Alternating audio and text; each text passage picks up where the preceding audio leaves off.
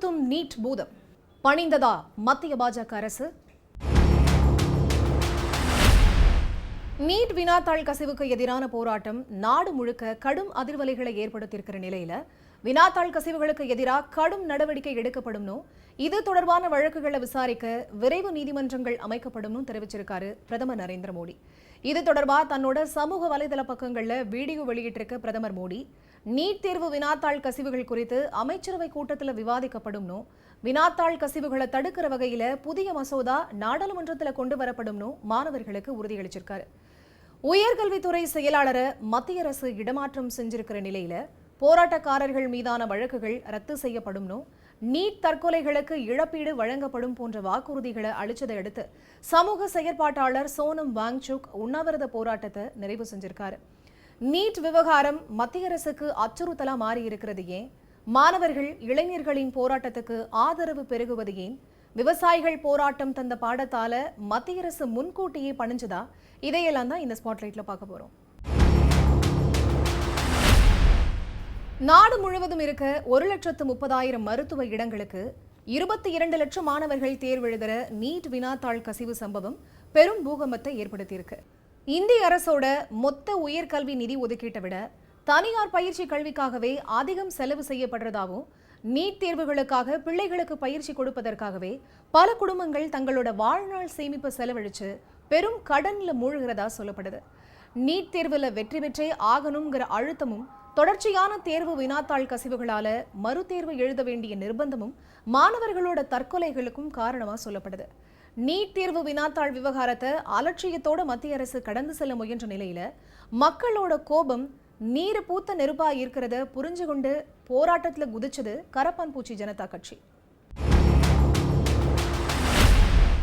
NEET தேர்வு குளறுபடிகளுக்கு பொறுப்பேற்று மத்திய கல்வி அமைச்சர் தர்மேந்திர பிரதான் பதவி விலகணுங்கிற கோரிக்கையை முன்வச்சு டெல்லி ஜந்தர் மந்தர்ல போராட்டம் தொடங்கின நிலையில அதே கோரிக்கையை வலியுறுத்தி உண்ணாவிரத போராட்டத்தை தொடங்கினாரு சோனம் வாங்சுக். 2 வாரங்களுக்கும் மேலாக உண்ணாவிரதம் இருந்ததால சோனம் வாங்சுக்கோட நிலைமை மோசமடைஞ்ச நிலையில அதை மத்திய அரசு அலட்சியமா எடுத்துக்கிட்டது கடும் கண்டனத்துக்கு உள்ளாச்சு.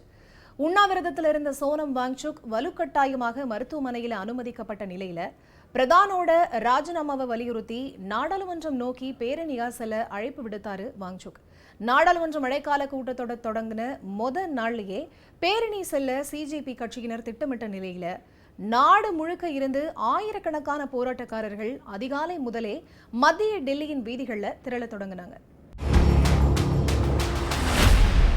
நாடாளுமன்றத்தை நோக்கி பேரணி செல்ல முயன்ற போராட்டக்காரர்களுக்கு டெல்லி காவல்துறை அனுமதி மறுத்ததோட தலைநகர் டெல்லியின் பெரும்பாலான சாலைகள்ல தடுப்புகள் அமைச்சு பாதைகள் மறிக்கப்பட்டுச்சு.